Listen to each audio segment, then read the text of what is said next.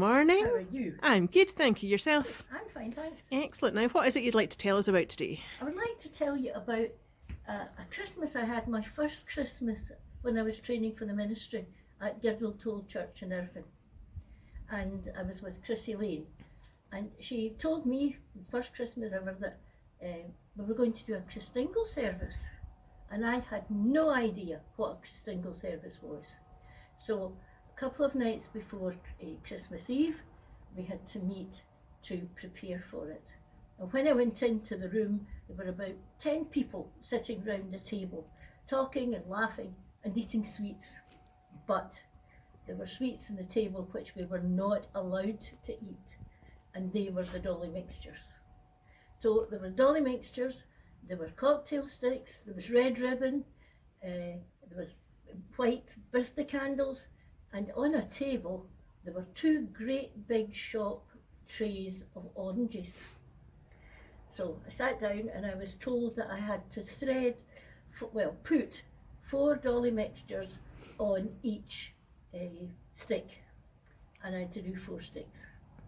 And then I had to go and get an orange, put a red ribbon round it, and stick the cocktail sticks into it, and put a candle on the top.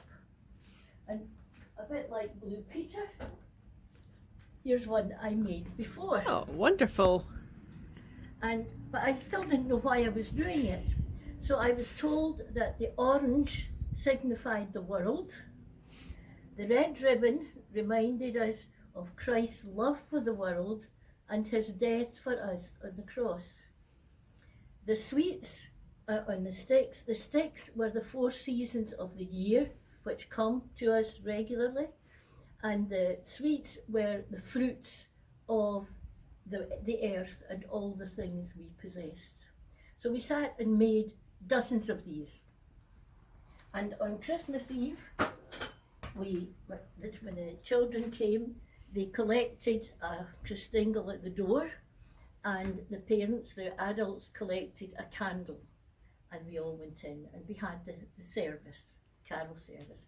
And then towards the end, you could feel the excitement building up, and some children were asked to come out, and they got a big candle which was lit from the Advent crown. They took it, with big people around them too, they took it to the person at the end of each pew and lit their candle. They were all adults. And then they went along, that light was passed right along the pew to the Christingles and the big candles. And as the candles were lit, the lights were dimmed. The organ was quiet at the back. And then when it was dark and just the place was just filled with awe, and it was wonderful. And then they started playing Away in a Manger, and everybody sang, and you could just have wept with it was so wonderful. And so that was one part of the memory, and that was the loveliest part of the memory. But then something had happened when we were doing the preparations earlier in that day. And it was strange, it wasn't a planned thing at all.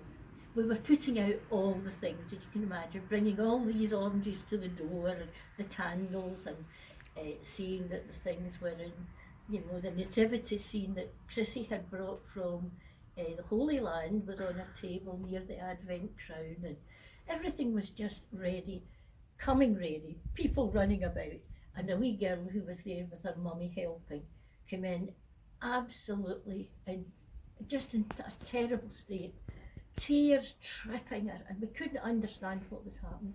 She was crying her eyes out, and eventually it came out, what have they done with baby Jesus? Where's baby Jesus? He's not there. And right enough, he wasn't there. He had been left behind. He was still in the vestry. Nobody had noticed apart from this wee girl. And it makes you think, what do we do with the baby Jesus? When you look around, if you're going for Christmas cards, how few you get with the nativity on it.